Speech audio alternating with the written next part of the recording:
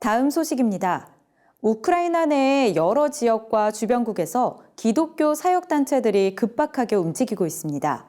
오랫동안 우크라이나에서 어린이 사역을 해온 아동 사역단체 오펀스 프로미스도 활발한 활동을 이어가고 있는데요.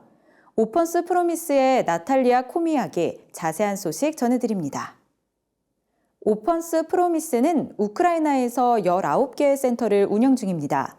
전쟁이 계속되면서 운영이 어려워지고 있지만 대부분의 센터가 계속해서 지역사회와 난민들을 돕겠다는 의지를 보이고 있습니다.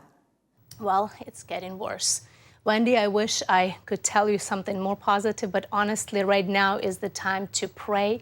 They keep bombing Ukraine. I mean, right now, we're in the process of evacuating one of our centers because it became too dangerous. The one that was receiving refugees, the one near Kiev, we have to evacuate majority of our staff and children. We have pregnant women who are on our staff, and we still will keep it open, and still a few key personnel will stay there, but it's just too dangerous.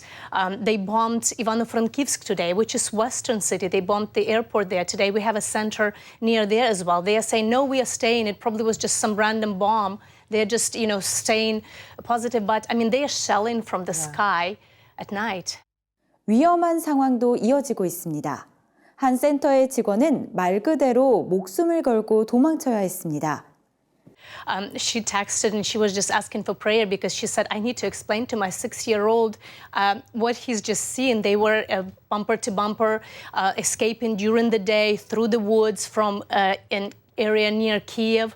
And there were 4 cars in front of them, and all of a sudden they stopped. I mean, they were going slowly, but the cars stopped, and Russian soldiers came out and just started shooting at the cars. And she said, as we were turning around, we watched the car in front of us. They shot the man and the woman in the car. They threw the child out.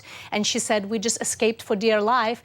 And this was just today, and she texted and she was saying, just pray for us because they are in safety right now. The curfew is about to start at night, and they are like, we are heading west.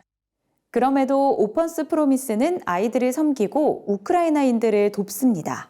This is what we do in the West. We load up any supplies that we can get our hands on. There are a lot of donations, and then, food, everything. We then bring it to the centers who are more towards the east. They are still in the west, but towards the east, towards the war zone, so that we can supply people there with provision. It's war, and the reality is crazy. We are trying to do what we can. We've evacuated who we could. We are still evacuating who we can. Yeah. One of our centers right now is in Berdyansk, and I know that name is familiar because it is under one of the 3 cities that are currently under the siege, and we can't do anything for them. Just pray we are able to wire them money so they can buy some provision with the overpriced prices, so that they can at least stay alive, because anybody who is trying to escape is just get shot on the spot by Russians. So there is no escape. They're just hiding in the bomb shelter there.